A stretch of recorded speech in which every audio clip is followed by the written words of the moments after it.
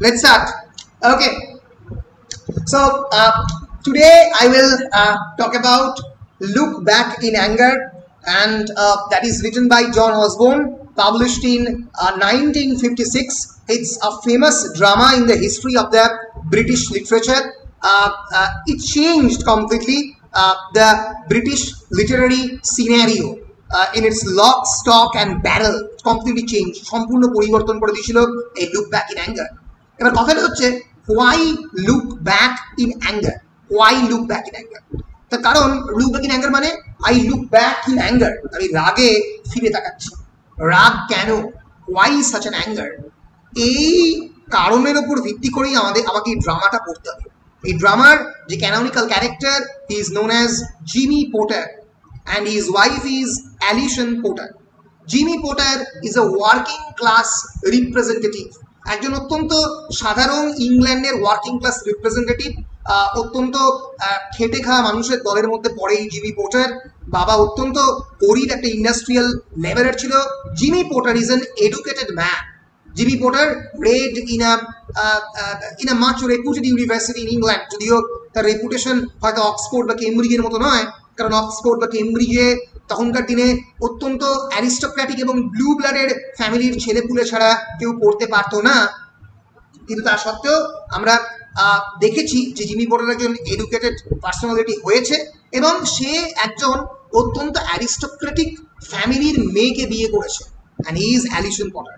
So Jimmy Porter married to a woman called Alison Porter, and এইখান থেকেই Jimmy পোর্টারের সমস্ত রাগের কারণ। Why Alison is not as fiery as Jimmy? Why Alison is not lodging her tirades, her attacks against the society? কেন সমাজকে আক্রমণ করছে না? কেন ব্রিটিশ এম্পায়ারকে আক্রমণ করছে না? হ্যারি পটার নয়, জিমি পোর্টার। তো কেন আক্রমণ করছে না সোসাইটিকে? কেন সে চুপ করে আছে? এখান থেকেই জিমি পোর্টারের রাগ। হ্যাঁ বলো। স্যার ব্লু ব্লাড মানে? ব্লু ব্লাডেড মানে those personality who are aristocrat, যারা অভিজাত সম্প্রদায়, তাদেরকে ব্লু ব্লাড বলা হয়। It's an idiom. সো এই ব্লু ব্লাডেড পার্সোনালিটি স্যার বলতো নিজেকে ব্লু ব্লাড। কি বলছো? কে বলতো? কে বলছো? হিটলার স্যার, মানে নিজেকে বলতো যে Hitler called himself as a blue-blooded or pure-blooded. Hindenburg theory, the pureness of the blood, যার রক্ত কতটা বিশুদ্ধ। So this is a story of a working class personality lodging his tirades, his attacks, his aggressions against the contemporary upper middle class British society. তাদের বিপক্ষে দাঁড়িয়ে এই কথাগুলো এই জিমি পোর্টার ক্যারেক্টারটা সমস্ত ওয়ার্কিং ক্লাসের রিপ্রেজেন্টেটিভ হয়ে এই কথাগুলো বলছে। আমরা এটা ওই জন্যই look back in anger. Jimmy নিজে সারা জীবন কোনোদিনও স্বস্তি পায়নি। তার বাবা খুব তাড়াতাড়ি মারা গেছে, fighting with a mortal disease. His mom has actually died, has left her. He is only left with Allison Porter. তার একমাত্র অ্যালিসনই রয়েছে এবং অ্যালিসনকে সে কনস্ট্যান্টলি এই টাইরেটগুলো দিয়ে চলে, খারাপ কথা বলে চলে। জিমি পোর্টারের এবং অ্যালিসন পোর্টারের সঙ্গে থাকে তাদের একজন বন্ধু, Welsh man. Welsh means, Welsh is a particular region of England, Ireland particularly, এবং সেখান থেকে হেল করেছে Cliff Lewis, a friend of Jimmy Porter. So বুঝতে পেরেছে, স্বামী এবং স্ত্রী একটা পার্সোনাল স্পেস, তার মধ্যে ক্লিফ লিভিসের সেখানে থাকা, সেখানে বেড়ে ওঠা। ক্লিফ লিভিস আলটিমেটলি তাদের ছেড়ে চলে যাবে, বুঝতে পারবে যে এই জায়গার মধ্যে সে বেমানান। তো এই গল্পটা বলে লুক ব্যাক ইন অ্যাঙ্গার। পিছন দিকে তাকিয়ে তার ভয়ঙ্কর রাগ হচ্ছে, তার এই এম্পায়ারের এগেনস্টে রাগ, সোসাইটির এগেনস্টে রাগ। কিন্তু কেন এই রাগ? ওয়াই? তার জন্য আমাদেরকে একটু ব্যাকগ্রাউন্ডটা বুঝতে হবে, কন্টেম্পোরারি ইংল্যান্ডের ব্যাকগ্রাউন্ড। ইংল্যান্ডের সোসাইটি একটা অত্যন্ত ভয়ঙ্কর হবে class conscious society. It's a formidably class conscious society, class based society, where there are various classes based on finance and based on the economic status. অর্থনৈতিক স্ট্যাটাসের উপর ভিত্তি করে আমাদের যেরকম জাত তৈরি হয়, আমরা কোন কাস্টে বিলং করি তার উপরে। ইংল্যান্ডেও ক্লাস রয়েছে কিন্তু based on economy. So coming back to this particular text, it is look back in anger because the text completely in the text Jimmy tries to express his anger against the contemporary British society. আমরা দেখতে পাবো এই গল্পের আরো অনেকগুলো character রয়েছে, আমরা পরপর ইন্ট্রোডিউস করব। তার মধ্যে একজন অত্যন্ত ইম্পর্টেন্ট ক্যারেক্টার হচ্ছে Alison Porter, wife of Jimmy Porter. The second is Cliff Lewis, the third is Helena Charles. আমরা দেখব she is a friend of Alison Porter and in the act 2 of this particular drama, Look Back in Anger, Jimmy will build up a relationship with this woman, this Helena Charles. তার সঙ্গে একটা relationship Jimmy তৈরি হবে। Allison ছেড়ে চলে যাবে after the abortion, after the loss of her child with Jimmy. সে মারা যাবে প্রেগনেন্ট অবস্থাতেই, সেটা অ্যালিসন লুজ করবে। এবং তারপরে আমরা দেখতে পাবো হেলেনা চার্লস অ্যাক্ট 2-তে জিমি পোর্টারের সঙ্গে থাকবে। এবং পরবর্তীকালে আমরা রিয়েলাইজ করব যে জিমির পার্সোনালিটি একটা অদ্ভুতভাবে sadomasochistic personality. Do you know what is sadism and what is masochism? Sadism is actually taking pleasure from one's own pain. নিজের যন্ত্রণা থেকে যখন যে আনন্দ পায়, সরি, অপরের যন্ত্রণা দেখে অপরকে যন্ত্রণা দিয়ে যখন যে আনন্দ পায় তাকে বলা হয় স্যাডিস্টিক।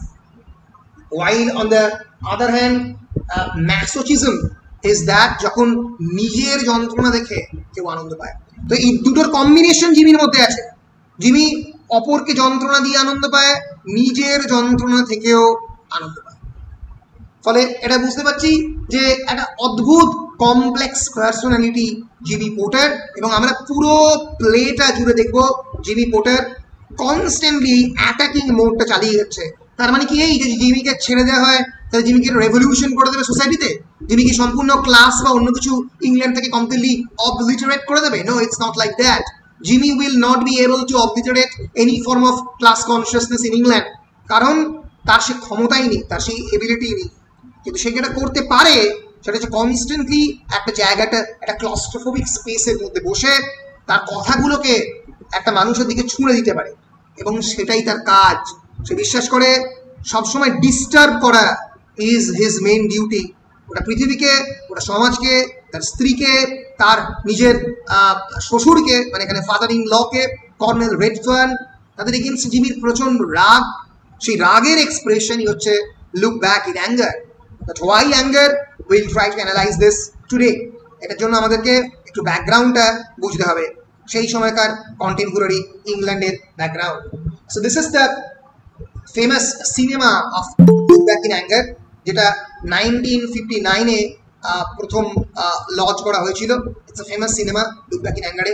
তোমরা এখানে দেখতে পাবে that is Jimmy Porter and that is Allison Porter, that's Helena Charles, it's a beautiful woman, and that is Cliff Lewis. Cliff লিভিসের ক্যারেক্টার আমরা দেখবো যে ক্লিফ লিভিসের সঙ্গে হেলেনা চার্লস, সরি, অ্যালিসন পোর্টারের একটা অন্যরকমের বন্ধুত্বের এবং ভালোবাসার একটা অন্যরকমের সম্পর্ক। তো এই রিলেশনশিপ নিয়েই একটা ছোট্ট ডোমেস্টিক স্পেসের মধ্যে এই ড্রামা লঞ্চ হয়েছে, that is look back in anger.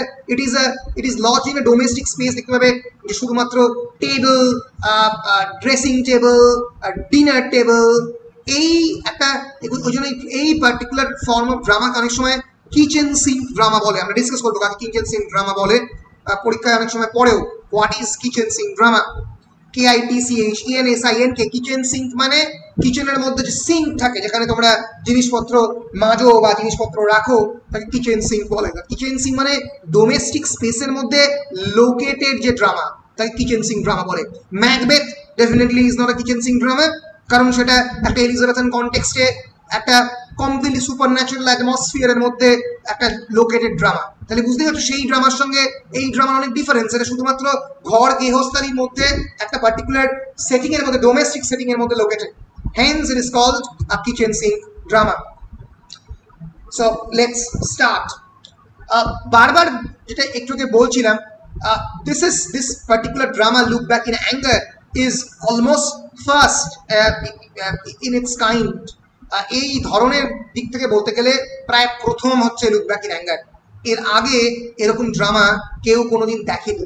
কারণ এখানে ছোট্ট ডোমেস্টিক স্পেসের মধ্যে দাঁড়িয়ে কয়েকটা ক্যারেক্টার একে অপরের সঙ্গে কনভার্স করছে এবং ব্রিটেনের কন্টেম্পোরারি গভর্নমেন্টের এগেনস্টে কথা বলছে, সোসাইটির এগেনস্টে কথা বলছে, এরকম একটা চট করে ড্রামা দেখতে পাইনি। এর আগে যতই ড্রামা হয়েছে সেগুলো ডোমেস্টিক স্পেসের একটু বাইরে, একটু অন্য রকমের drama.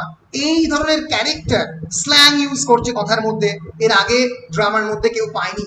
So Osborne's Look Back in Anger completely jolted the contemporary audiences. The poster of the Look Back in Anger way back in 1956 that clearly states the audience was jolted. The audience was yes. Sir বলছি যে আপনি যে বললেন না যে দুজনের নাম, যে মানে যে নিজের যন্ত্রণা দেখে আনন্দ পায় আবার যে অপরের যন্ত্রণা দেখে আনন্দ পায়, নাম দুটো কি বললেন? যে অপরের যন্ত্রণা দেখে আনন্দ পায়, it is known as sadist. He is a sadist. Sadism, SADISM,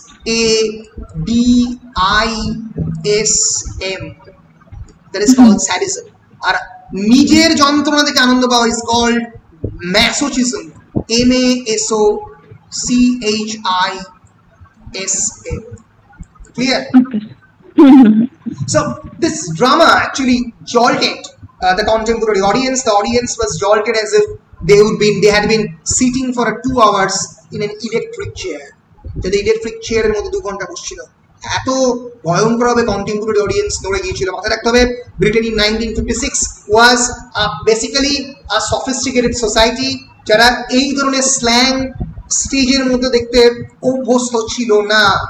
এই প্রথম দেখে অবাকই হয়েছিল, অনেকের প্লেটা প্রথমে পছন্দ হয়নি, but it became very popular. So the first performance of Osborne's famous play Look Back in Anger was at the Royal Court Theatre of England on 8th of May 1956. Question, short question e porte pare. So Osborne's Look Back in Anger was first staged in the Royal Court Theatre on 8th of May 1956. It is commonly regarded as the beginning of a new era in the British drama. So one of the famous critics of its time, John Russell Taylor, calls the play the beginning of a yes. Sir বলছি ড্রামাটার generator কি হবে, মানে কি নেচারে লেখা হয়েছে? কি বুঝলাম না, এক সেকেন্ড বুঝলাম না কি বলছো স্যার? বলছি ড্রামাটা কি কাইন্ডের, মানে কি নেচারে লেখা হয়েছে, জেনারেটর কি হবে? জনরা হচ্ছে it's a realistic kitchen sink drama. The genre of the drama is realistic kitchen sink. অনেকে রিয়েলিস্টিক বলে, যে Look Back in Anger realistic drama অনেকে বলে, আবার অনেকে কিচেন সিঙ্ক বলে। আমি ব্যক্তিগতভাবে রিয়েলিস্ট কিচেন সিঙ্ক দুটোই বলি, বিকজ রিয়েলিজমের ড্রামা 1910 থেকে অনেক আগে লেখা হচ্ছে, মানে বাস্তববাদী ড্রামা। জর্জ বার্নার্ড শোয়ের drama can be called a realist drama, but this particular drama involves the domestic space, the domestic emotions of the characters, and hence it can be called realistic kitchen sink drama. That's the genre of the drama. Clear? ঠিক আছে। So moving into it, one of the critics, John Russell Taylor, calls the play the beginning of a revolution in the British theatre. So it begins a kind of revolution in the British theatre. Kenneth Tynan, one of the most famous critics of the contemporary time, he in fact wrote a review of the of Look Back in Anger. He said that I doubt if I could love anyone who did not wish to see Look Back in Anger. আমি জানি না যে কেউ ভালোবাসেনি এই ড্রামাটাকে দেখতে, এরকম লোককে আমি জানি না। সো আচ্ছা, এক সেকেন্ড, আমি একটু আমার ক্লাসটা চলছে, একটা জিনিস আমি একটু দেখে নিই, এক second.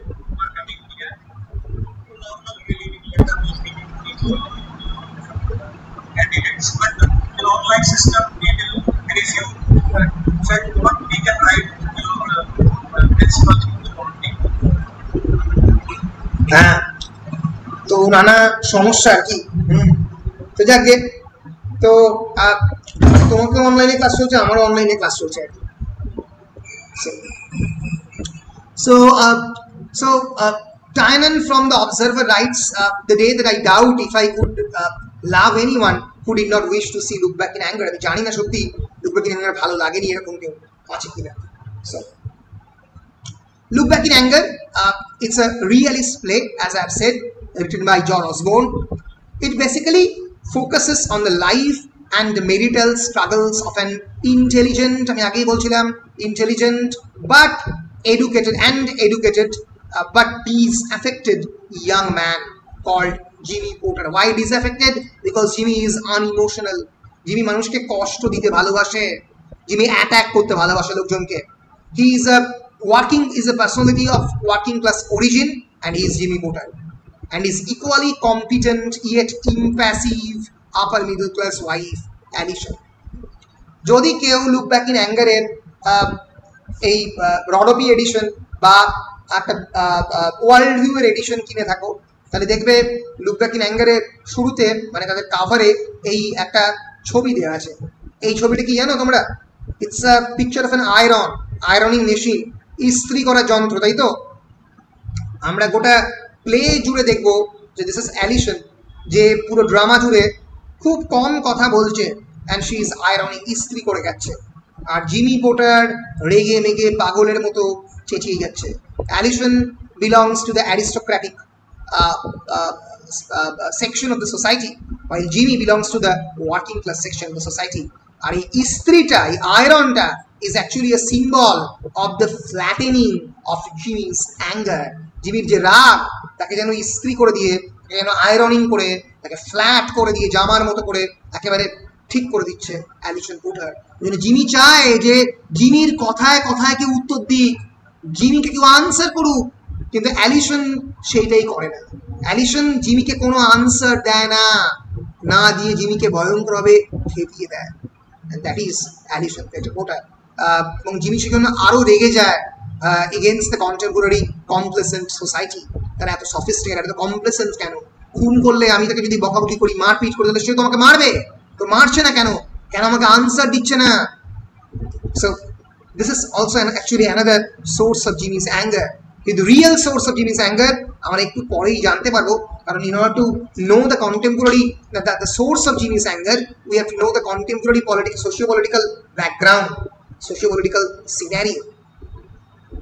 So the supporting characters of this particular drama actually includes Cliff Lewis, an amiable Welsh lodger who attempts to keep the peace, and Helena Charles. আগে বলেছি ক্লিফ বারবার who attempts to keep the peace, যে শান্তিটাকে ধরে রাখতে চায়, and Helena Charles is Alison's snobbish friend. তাহলে বুঝতে পারছো, এই হচ্ছে ড্রামার মোটামুটি character construction, and that is the basic setting of the drama. The drama is a realist kitchen sink drama. So if we talk about the literary background of Osborne's Look Back in Anger, Look Back in Anger is called a very important and significant play, owing to the fact that it can be considered as a moment of change and reaction.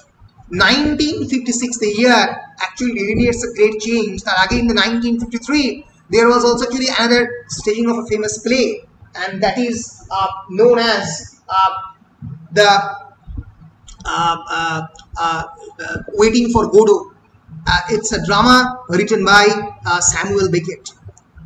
Godot জন্য অপেক্ষা করছি, জানে না কেন, why they are waiting for Godot, they don't know, they are waiting for Godot. তোমাদের waiting for Godot কি সিলেবাসের মধ্যে আছে? ইয়েস না? 6 সেমিস্টার আছে নাকি? হ্যালো,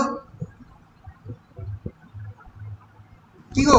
জানা নেই আমাদের, ওটা জানা নেই? আচ্ছা, মনে হচ্ছে 6 সেমিস্টার আছে, 5th or 6th কোন একটা সেমিস্টারে আছে. বেশ,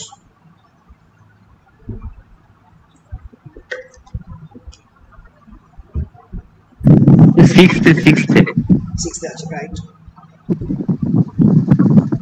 এক্সেলেন্ট, 6th সেমিস্টার আছে স্যার. এই নামটা আপনার কাছে শোনা লাগছিল, আপনার কাছে কথা আমি অনেকবার বলেছি.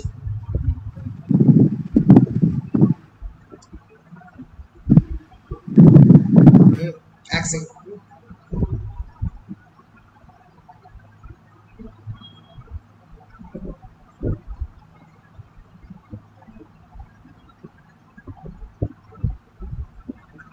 আসলে অ্যাটেন্ডেন্সটা দিতে হবে.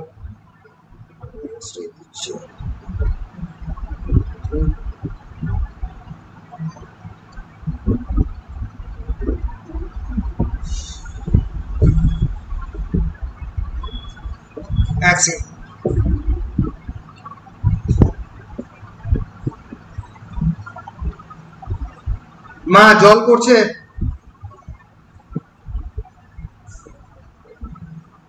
বেশ। So this is a play because this is a very important play because the end of the World War II, the British theatre was believed to have been in rapid decline. After the Second World War, British theatre was greatly declined. প্রচন্ড decline করছিল. They were restaging the plays of the Chekhov, Ibsen, Bernard Shaw and others. And Restoration Comedy of Manners. Restoration Comedy of Manners written around 1660. তাহলে বুঝতে পারছো 1660 এর play, পুরনো play, Shakespearean place, Elizabethan stage, সেইগুলো তারা রিস্টেজ করছে। ফলে ইংল্যান্ডের স্টেজের অবস্থা in 1956 was very bad. Two British playwrights were there who was writing at the time. One is Noel Coward and another is Terence Rattigan. তারাই একমাত্র লিখছিল 1930s এ এবং তাদের ড্রামাই মোরালেস সেলিব্রেট করা হচ্ছিল।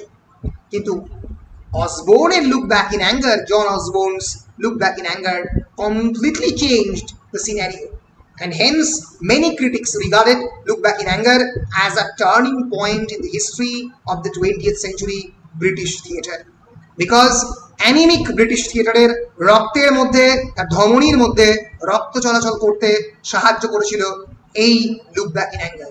মানুষকে আবার স্টেজের মধ্যে, আবার নাটকের মধ্যে, আবার ড্রামার মধ্যে ফিরিয়ে আনতে সাহায্য করেছিল এই Look Back in Anger. So this is actually we can call it as a paradigm shifter of the 20th century British theatre, owing to its choice of the topics from the social and political circumstances in the time, because it represented the contemporary social and political circumstance. এবার আমরা আসবো Osborne K, who is Osborne? So John James Osborne, born in 1929 and died in 1994. প্রায় মানে তোমরা জন্মাচ্ছ এই সময়টাতে অসবর্নের জন্ম না, তোমরা আরো পরে জন্মেছো, তো 1998 এ জন্ম, সরি বারবার ভুলে যায়, sorry. So John James Osborne was an English playwright, screenwriter, actor and critic of the establishment. He criticizes the contemporary establishment. Establishment criticize করা কেউ কি আসছে? তো do you know what is criticism of establishment? Anyone? কেউ বলতে পারবে?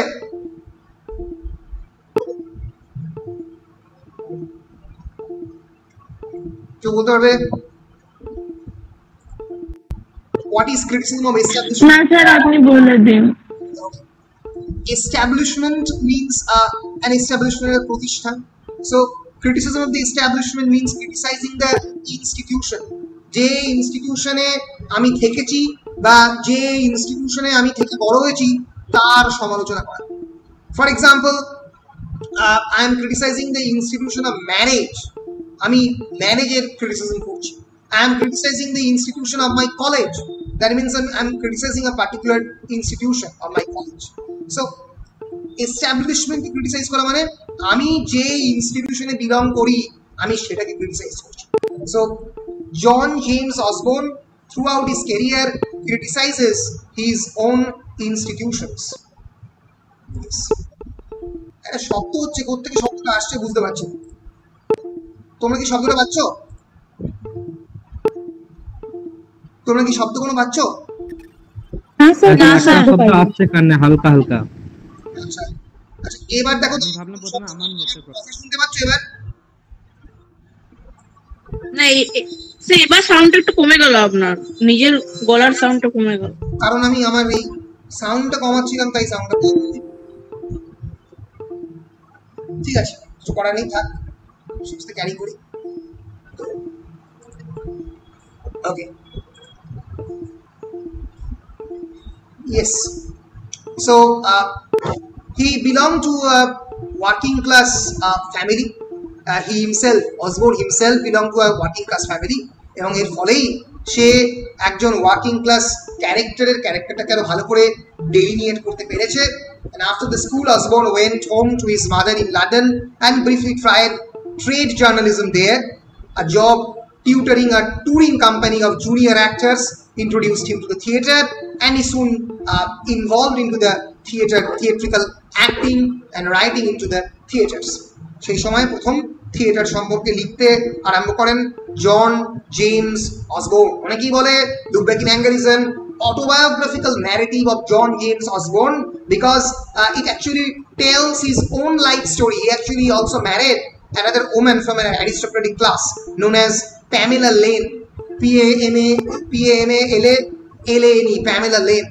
তাকেই বিয়ে করেছিল অসবর্ন এবং তার সঙ্গেও অসবর্নের আবার ছাড়াছাড়ি হয়ে যায় পরবর্তীকালে। দে গট সেপারেটেড এবং সেই জন্যই এই পার্টিকুলার টেক্সটটা খুবই অসবর্নের অটোবায়োগ্রাফিক্যাল ন্যারেটিভ বলে আত্মজীবনী বলে অনেকে মনে করে।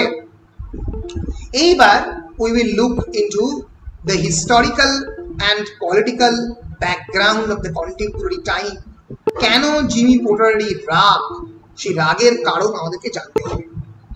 প্রথম কারণটা হচ্ছে, আমি আগে তোমাদেরকে একটু সহজ করে বাংলাতে তোমাদেরকে একটু বলে দিই ব্যাপারটা, তাহলে আরো বেশি করে বুঝতে পারবে। যদি একটু ভালো করে খেয়াল করো তাহলে বুঝতে পারবে। Look back in anger was written in the year 1956 when this particular drama was written. England was operating actually a decolonization program. Decolonization program means গোটা পৃথিবী জুড়ে তখন ইংল্যান্ডের যে সমস্ত কলোনিগুলো আছে আস্তে আস্তে ইংল্যান্ডের হাতের বাইরে চলে গেছে। So first decolonization occurred in India 1947, then Burma, and then of course Africa, various countries of the Africa. এর ফলে যেটা হয়, ইংল্যান্ডের source of the wealth and economic source ভয়ঙ্করভাবে কমতে আরম্ভ করে। সো ইকোনমিক সোর্স কমার ফলে যেটা ঘটে, ইংল্যান্ডের ফাইন্যান্সিয়াল অ্যাক্টিভিটির উপরে সেটা একটা বিরাট প্রভাব তৈরি করে। So this entire program of the decolonization actually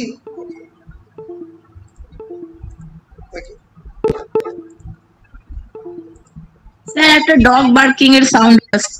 dog barking আসছে না, অ্যাকচুয়ালি যেটা হচ্ছে সেটা হচ্ছে এই মাইক্রোসফটের একটা পার্টিকুলার প্রোগ্রাম আর কি, সেটা এই সাউন্ডটা এখানে ক্রিয়েট করছে। স্যার মনে হচ্ছে পিছনে কোনো মিউজিক ইনস্ট্রুমেন্ট হালকা হালকা করে বাজছে। এটাকে মিউট করতে কি করে করবো? আমি মিউট করলে যেটা ঘটবে সেটা হচ্ছে আমাকে এই পুরো কম্পিউটারটাকে মিউট করতে হবে, তারপরে আমি তোমাদের কথা শুনতে পাবো। তোমরা আমার কথা শুনতে পাবে কিন্তু আমি তোমাদের কথা শুনতে পাবো। স্যার সেরকম হলে আমরা চ্যাট বক্সে লিখে দেবো, আপনি ওরকমই করুন। বেশ, শব্দটা কি বেশ জোরে হচ্ছে বলো? না স্যার মোটামুটি তখন মোটামুটি আসছিল, হালকা আসছিল। এবার আসছে না তো? না স্যার সেরকম আসছে না। তাহলে এটাকে আমি কমাচ্ছি, কমিয়ে আমি 5 মিনিট টানা বলে যাচ্ছি। কোনো অসুবিধা হলে আমাকে তোমরা বলবে, ঠিক আছে? বেশ, আমি কিন্তু চ্যাট বক্সে তুমি দেখতে পাবো না, কারণ আমি এই ড্রামার মধ্যে রয়েছি। সো তোমাকে টানা একটু শুনে যেতে হবে, তারপরে তোমরা বলবে আমাকে আবার যখন অন করবো। Okay, so after the decolonization program, England একটা ভয়ঙ্কর ফাইন্যান্সিয়াল ক্রাঞ্চ এবং ফাইন্যান্সিয়াল ক্রাইসিসের মধ্যে দিয়ে যায়। This financial crisis actually results into the loss of the jobs in England. যার ফলে যেটা হয়, ইংল্যান্ডে যারা ওয়ার্কিং ক্লাস পিপল তারা প্রচুর কাজ হারায়। They even never got admitted into various good institutions like Oxford and the Cambridge. তো এই একটা ভয়ঙ্কর যে class consciousness in England and financial crisis, যার ফলে such an educated personality like Jimmy had to do the job of a sweet stall vendoring. কি করে না, মিষ্টি বেচে। জিমি পোর্টারের একটা মিষ্টির দোকান আছে, he is a sweet stall vendor. তো এই যে ইংল্যান্ডের অর্থনীতির অবস্থা খারাপ, এটা কেন হয়েছে? Because of this decolonisation programme. ইংল্যান্ডের হাত থেকে, ভারত থেকে শুরু করে অন্যান্য বিভিন্ন দেশ আস্তে আস্তে 1947-এ বেরিয়ে যেতে আরম্ভ করে। এই this drama is written in 1956। England জুড়ে ওয়ার্কিং ক্লাস পিপলদের বিভিন্ন প্রোটেস্ট মার্চ তখন হচ্ছে। At the same time, England is losing her glory as a great nation because England was one of the greatest countries in the world. Kintu after the Second World War, United States and Russia emerged as the two important power of the globe. And hence ইংল্যান্ডের ক্ষমতা আস্তে আস্তে কমতে আরম্ভ করে। England 3 নম্বরে নেমে যায় as a global power, as an global atomic পাওয়ার। তো এই ক্ষমতার যে ভয়ঙ্কর যে ডিক্রিজ করে তার একটা বড় কারণ হচ্ছে এই ডিকলোনাইজেশন প্রোগ্রাম। কারণ যা বুঝতেই পারছো, ভারত এবং অন্যান্য আফ্রিকা এই সমস্ত দেশ থেকে ইংল্যান্ডের সোর্স অফ ইনকাম, ওয়েলথ একটা বিরাট পরিমাণে কিউমুলেটিভ ওয়েতে জমা হতো, সেটা আস্তে আস্তে ইংল্যান্ডের হাত থেকে বেরিয়ে যায়। প্রচুর লোকজন ইংল্যান্ডে কাজ হারায়। তার এফেক্ট হচ্ছে এই অ্যাংরি ইয়াং মেন মুভমেন্ট, যার খানিকটা এফেক্ট তোমরা দেখতে পেয়েছো কার মধ্যে দিয়ে বলো তো? অমিতাভ বচ্চনের মধ্যে দিয়ে। Amitabh Bachchan is an angry young man. Amitabh বচ্চনের মুভিগুলো রিলিজ করছে late 1960s, late 1970s, sorry early 1970s এই সময়। এবং Amitabh Bachchan is an ideal example of this kind of angry young man who is protesting. প্রত্যেকটা সিনেমা, বিট লাল বাদশাহ, বিট কুলি, একটা সাধারণ character but who is educated, who is graduate, যে একজন বড়লোক মেয়ের প্রেমে পড়বে এবং তার সঙ্গে তার বিয়ে হবে, নানাভাবেই তার মধ্যে একটা সেপারেশনের অ্যাটমসফিয়ার তৈরি হবে। এই যে wave of drama is known as angry young main drama, যেটা গোটা পৃথিবীতে বিভিন্ন সময় হয়েছে থ্রু অমিতাভ বচ্চন। বাংলাতে প্রসেনজিৎ অনেক পরে সেটাকে খুবই খারাপ ওয়েতে করেছে। তো এই রকম ভাবে এই যে অ্যাংরি ইয়াং মেনের মুভমেন্ট, দ্য রিফ্লেকশন তুমি গোটা পৃথিবী জুড়ে পাবে। এই যে আর্কিটিপাল আর প্রোটোটিপিক্যাল রিপ্রেজেন্টেশন। আর্কিটাইপ মানে কি? আর্কিটাইপ মানে একটা ধরে যে এই বোতলটা হচ্ছে একটা আর্কিটাইপ।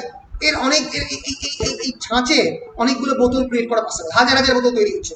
সো সেরকমই Jimmy porter is an archetype, is a character who is angry against the society, angry against his wife, angry against his father-in-law, angry against the wealthy people, aristocratic people in general.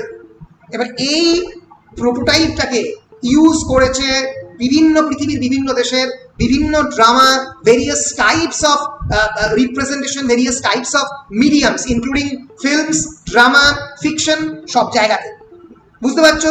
Jimmy porter is not a single isolated character. Jimmy porter is everybody, is everyone. তুমি আমি সবার মধ্যে Jimmy porter লুকিয়ে আছে, যে সোসাইটির ইনজাস্টিসের এগেনস্টে কথা বলতে চায়, কিন্তু তার কথা বলার ধরনটা অন্যরকম। সে কোনো রেভলিউশনারি নয়, সে রেভলিউশন করতে পারবে না, তার সে ক্ষমতা নেই, কিন্তু সে বলবে এবং তাকে বলতে দিতে হবে। এই জায়গাতেই অমিতাভ বচ্চন বা অন্যান্য অ্যাংরি ইয়াং মেন রিপ্রেজেন্টেশনের সঙ্গে তার একটা ডিফারেন্স রয়েছে। সে কিন্তু এই কুলির মতো একটা ট্রেড ইউনিয়ন করে একটা বড় অ্যাসোসিয়েশন তৈরি করে প্রতিবাদ করতে পারবে না। সে করতে পারবে না বলেই সে বেছে নিয়েছে এই কিচেন সিঙ্ক রিয়েলিজমকে, যেখানে কিচেন সিঙ্ক মানে কি আমি আগে বলেছি, it's a domestic space. Kitchen sync যে এরিয়ার মধ্যে রান্না বান্না হয়। So kitchen sink realism is a British cultural movement that developed in the 1950s and 1960s in theatre, art, novels, film, television. Usually it also connected with the angry young men movement who were disillusioned with the modern society. So Jimmy's anger actually reflects a disillusionment of the contemporary young generation. এই পুরো জেনারেশনটাকে বলা হয় angry young man generation. So angry young men who are এই টার্মগুলো কিন্তু important, এই টার্মগুলো মনে রাখতে হবে। এই টার্মগুলো কি, তার ডেফিনেশন জানতে হবে। আমি আমার মেটেরিয়ালে সেগুলো দিয়েছি, আমার পাওয়ার পয়েন্টেও সেগুলো দিয়েছি, সেগুলো ডিসকাস করব। So angry young men is a group of mostly working class and middle class British playwright, those who wrote plays and their novelists who became prominent in the 1950s and 60s. The group's leading figures include John Osborne and Kingsley Amis. অনেকগুলো campus fiction লিখেছেন। Campus fiction মানে যে fiction ক্যাম্পাসের মধ্যে located. Campus মানে university campus, college campus. College university ছেলেরা চাকরি বাকরি পাচ্ছে না, একটা অ্যাঙ্গার মনের মধ্যে জমা হচ্ছে। ঠিক ভয়ঙ্কর একটা ইংল্যান্ড জুড়ে ফাইন্যান্সিয়াল ক্রাইসিস, সোশ্যাল ক্রাইসিস। তার আনসার হচ্ছে look back in anger. Look Back in Anger is not a story of an young isolated individual, rather it's a story of an entire generation, and hence it is known as an angry young man generation play.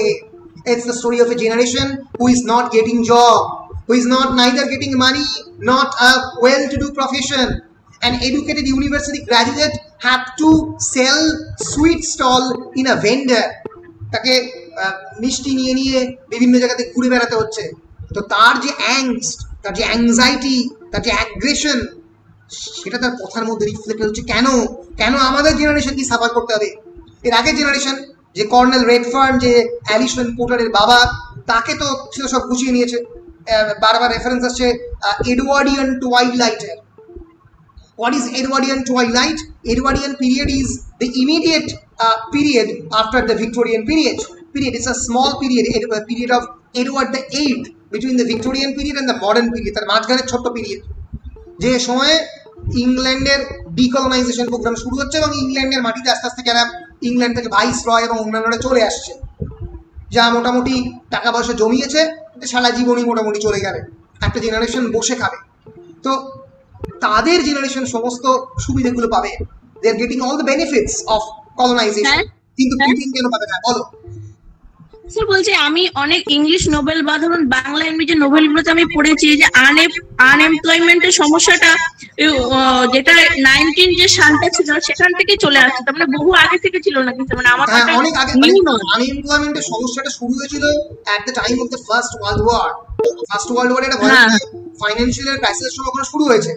1950s এ 1956 এ ওটা একটা complete পিনাকেলে পৌঁছেছে because of the second world war. কারণ second world war মাথায় রাখতে হবে, মানে it's an event which the world have never seen, কোনোদিনও দেখেনি। এত ফাইন্যান্সিয়াল লস, এত টাকার হাইড্রোজেন বোম, এত টাকার অ্যাটমিক বোম, নিউক্লিয়ার ওয়েপন কেনা হয়েছে, এত টাকা সায়েন্টিস্টদের পেছনে স্পেন্ড করা হয়েছে যে সাধারণ জনগণের পেছনে স্পেন্ড করার টাকাই ছিল। ইংল্যান্ড বলো, জার্মানিতে পুরো নেশনটাই শেষ হয়ে গেছিল 1950s এ হিটলারের পরবর্তী সিচুয়েশনে। এবং বিট ইংল্যান্ড, বিট ইউএস, তারা মানে যতই রাইজিং পাওয়ার হোক না কেন, এই ডিকলোনাইজেশনের পরে স্পেসিফিক্যালি ইংল্যান্ডের ক্ষেত্রে, কারণ ভারত এবং ফ্রান্স, ভারত এবং নাইজেরিয়া এবং অন্যান্য জায়গাগুলো হাত থেকে বেরিয়ে গেছে, এর ফলে তাদের ক্ষমতা আস্তে আস্তে ভয়ঙ্করভাবে কমতে আরম্ভ করছে। তো এই ক্ষমতা কমার কাহিনী হচ্ছে লুক ব্যাক ইন অ্যাঙ্গার, যেখানে জিমি পোর্টার দাঁড়িয়ে বলছে আমার কাজ নেই, আমাকে কাজ দাও, আমার টাকা নেই, আমাকে টাকা দাও। কে প্রোভাইড করবে? শুধু যুদ্ধ করলেই হবে? তোমরা তোমাদের তো জেনারেশন সব ঠিক মতো করে মানে ঠিকঠাক মতো করে গুছিয়ে নিয়েছো, তাহলে আমার জেনারেশনকে কে উত্তর দেবে? তো এই যে আনসার দেওয়া, এই আনসার দেওয়াটাই হচ্ছে লুক ব্যাক ইন অ্যাঙ্গারের মানে একটা মেন কাজ। আচ্ছা, আমি এই বড় জিনিসটাকে বন্ধ করবো কেমন করে?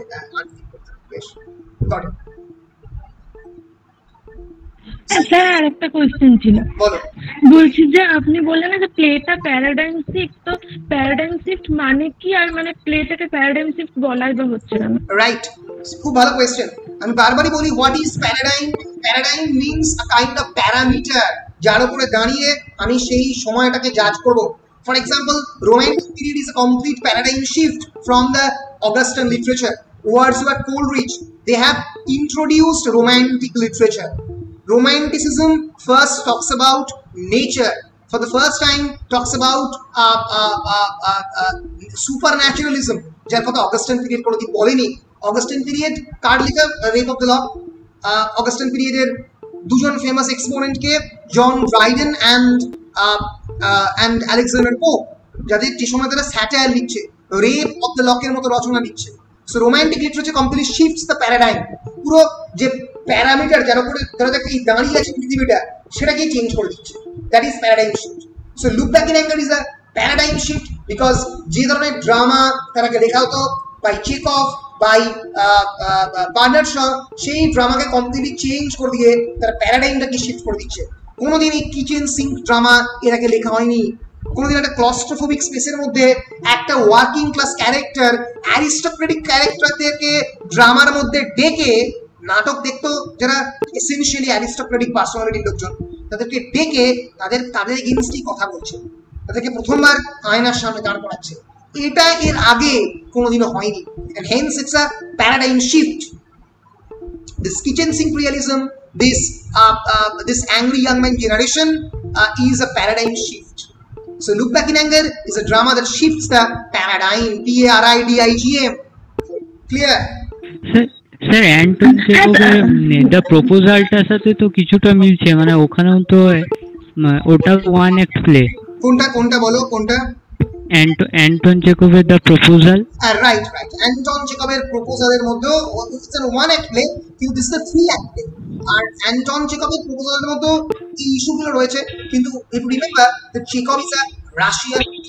চেকভ বেসিক্যালি সোভিয়েত রিয়েলিজম নিয়ে লিখছে, এবং তার জন্য চেকভকে ভয়ঙ্করভাবে রাশিয়ার মাটিতে স্ট্যালিনের হাতে অত্যাচারিত হতে হয়েছে। সো কিন্তু ইংল্যান্ড কিন্তু রাশিয়ার থেকে অনেক বেশি কনজারভেটিভ জায়গা। এখানে লোকজন কিন্তু মাথায় টুপি দিয়ে একটা অত্যন্ত মানে লর্ড এবং মানে মানে মানে মানে একটা মানে ব্যারন লর্ড এই সমস্ত যে পজিশনগুলো ইংল্যান্ডে কিন্তু ছিল, রাশিয়া তো ছিল জার, কিন্তু সেটা তখন উঠে গিয়েছিল, পরে ছিল না। এখনো মাথায় রাখতে হবে ইংল্যান্ডে কিন্তু মানে queen actually rules, and Elizabeth the first is actually the queen of England. Look back in অ্যাঙ্গারের সময় ছিল এলিজাবেথ দ্য সেকেন্ড, এখনো আছে। তো ইংল্যান্ডে House of Lords, House of Commons, আমাদের যেমন রাজ্যসভা লোকসভা বাইক্যামেরাল পার্লামেন্ট, ওদেরও তাই, কিন্তু ওদের পার্লামেন্টের নাম হচ্ছে হাউস অফ লর্ডস, যেখানে শুধুমাত্র লর্ডরাই যেতে পারে, অন্য কেউ যেতে পারবে না। তাহলে বুঝতেই পারছো ইংল্যান্ডে এই সোশ্যাল স্ট্যান্ডিং, এই কনজারভেটিভ ব্যাপারটা এর আগে কোনোদিনও হয়নি। অ্যান্টন চেকভের proposal is a Russian play, is not an English play. তো তাহলে ওই যে শ্যাডো লাইনস আর পোর্ট্রেট অফ দ্য আর্টিস্ট এই দুটো কি ওই প্যারাডাইম শিফট হতে পারে? হ্যাঁ, it can be, বিশেষ করে portrait of the artist as a young man is definitely a paradigm shifter, কারণ এর আগে ওরকম উপন্যাস কেউ কোনোদিন লেখেনি। রং নিয়ে ভয়ঙ্কর ইমেজারি, মানে যে ক্লাস নিচ্ছে হেডমাস্টারের হাতের রং বলছে যে ব্লু, হাতের রং বলছে হচ্ছে পিঙ্ক, পিঙ্ক চিরকালই মেলি কালার বলে ধরে দিয়েছে, আমি পিঙ্ক পরে আছি। সো কিন্তু ওখানে pink is a colour of violence, মানে প্রত্যেকটা কালার ইমেজারিকে নিয়ে খেলা করেছে। একটা ইয়াং ক্যাথলিক বয়, সেটা ক্যাথলিক এনভায়রনমেন্টে বড় হতে হতে সে কেমন করে বেরিয়ে যাচ্ছে, তার স্টোরি হচ্ছে portrait of the artist as a young man. Remember, the name of the artist is Stephen Dedalus. And who is Dedalus? Do you know that? No, sir. Okay. Let me present and show you who is Dedalus. এই প্রশ্নগুলো করলে ক্লাসটা খুব ভালো হয়। So Dedalus.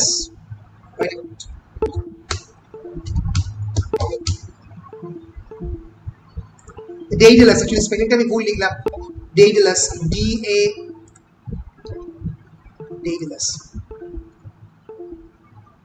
Yes, this is the story of the Daedalus.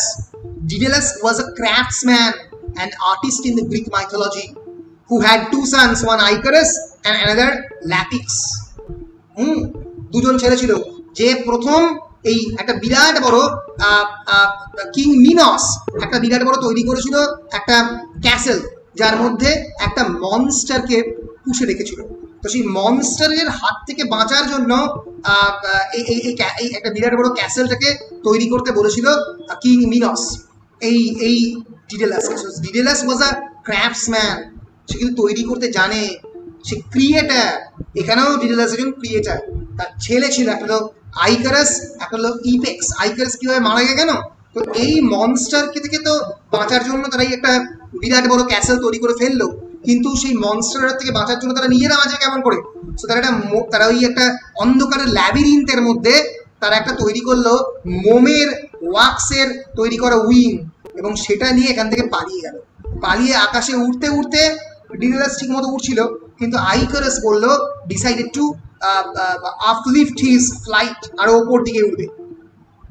তো উঠতে গিয়ে যেটা ঘটলো সেটা হচ্ছে সূর্যের অনেক কাছাকাছি চলে এলো এবং তার মোমটা গলে গেল, গলে তলার মধ্যে পড়ে গেল, পড়ে তার মৃত্যু ঘটলো। সো এটাই মানে সাজেশন যে artistic ambition is very important, কিন্তু সেটা যেন নিজেকে অতিক্রম করে না যায়, সেটা তোমাকে নিজেকে শেষ করে না দেয়। So portrait of the artist is a young man নামটাই যেন ক্রিয়েট করেছে স্টিফেন ডিডেলাস, এমন একটা ক্যারেক্টার যে উড়ে বেরিয়ে যেতে চায়, যে আয়ারল্যান্ডের সেই কন্টেম্পোরারি সোশ্যাল অ্যাটমসফিয়ার থেকে উড়ে আকাশে বেরিয়ে যেতে চায়। তাকে বলা হয় ডিডেলাস। ডিডেলাসের রেফারেন্স তোমরা আরো একবার পেয়েছো, তোমরা খেয়াল করোনি, কেউ বলতে পারবে? শুভ দিশা ডার্ক দেখেছো? স্যার মাথায় আর আগেই বলেছি ডার্ক দেখেছি, মাথার উপর দিয়ে বেরিয়ে গেছে। আমাকে যতক্ষণ না খুব ক্লিয়ারলি বোঝাবে ততক্ষণ বুঝতে পারবো না। নামটা বলুন স্যার। এগুলো বলুন।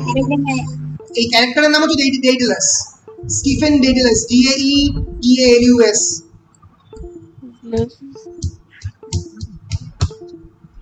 তোমরা কি ইনসেপশন দেখেছো? ইনসেপশন? হ্যাঁ স্যার, ইনসেপশনও দেখেছি, লিওনার্দো ডিকাপ্রিও। ইনসেপশনও ছিল, ডার্কও একটা বিখ্যাত গান ছিল ও অ্যারিয়াডনে বলে। আচ্ছা, ইনসেপশন।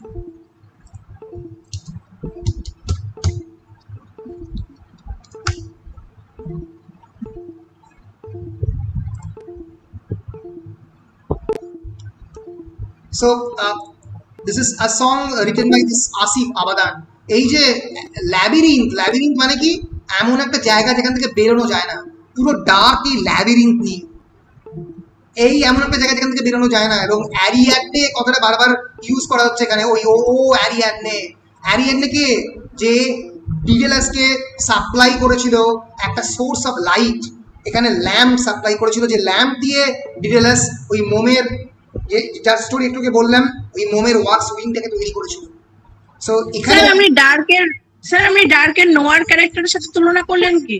না, নোয়ার ক্যারেক্টারের সাথে তুলনা করলেন না। এখানে একটা গানই আছে ও অ্যারিয়াডনে বলে, এই গানটা। এখানে দেখবে বারবার ওই ক্যারেক্টার গুলো হাত থেকে হাতে একটা লাইট নিয়ে যাচ্ছে, তো ওটাই সাজেস্ট করছে এখানে তারা একটা ল্যাবিরিন্থের মধ্যে আছে, একটা ডার্ক। হেলিকে ডপলার চলে। রাইট, বেরোতে পারছে। হেলিকে Doppler. Right. So let us again come back into this text. So Look Back in Anger talks about this kind of anger. এই রাগের কথাটাই Look Back in Anger এ বলছে। তাহলে আমরা যদি তাড়াতাড়ি Look Back in Anger এর হিস্টোরিক্যাল ব্যাকগ্রাউন্ড একবার দেখার চেষ্টা করি, তাহলে আমরা পরিষ্কারই বুঝবো যে কি রয়েছে। একটুকে বললাম 1947-1948 the dissolution of the colonial empire হাত থেকে বেরিয়ে গেছে। It's suggestive of Britain's loss of the face, the loss of the Great Britain's military and political power. 1944, a very important event occurred. Education Act was introduced, and also working class students could attend university and study.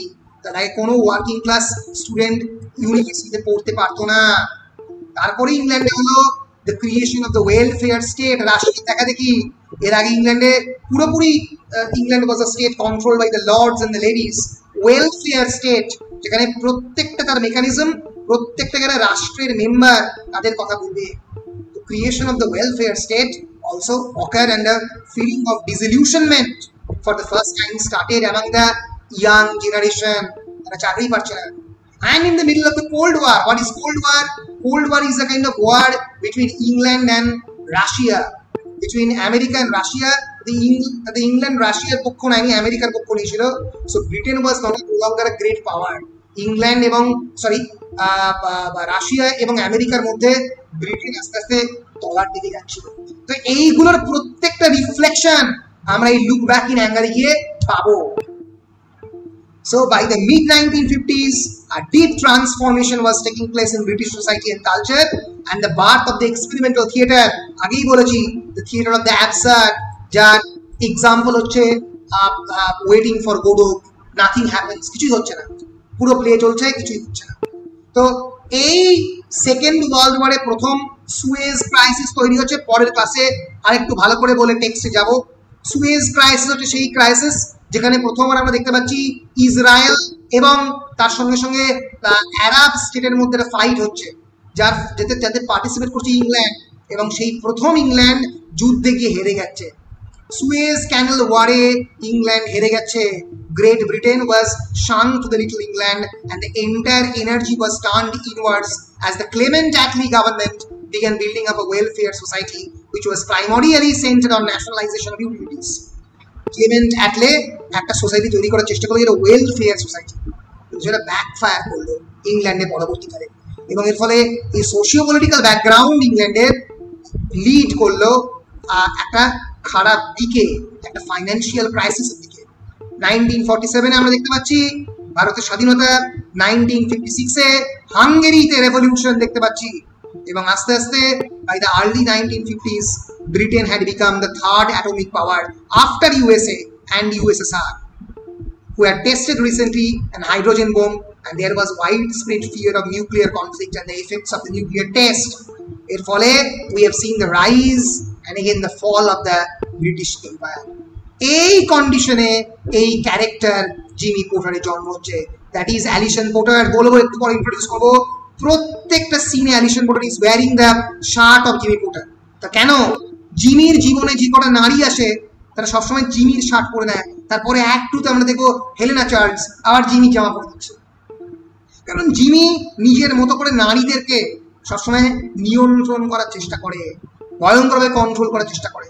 So this play is a reflection of this anger of the contemporary English people. যে Allison constantly কি করছে, ironing করছে।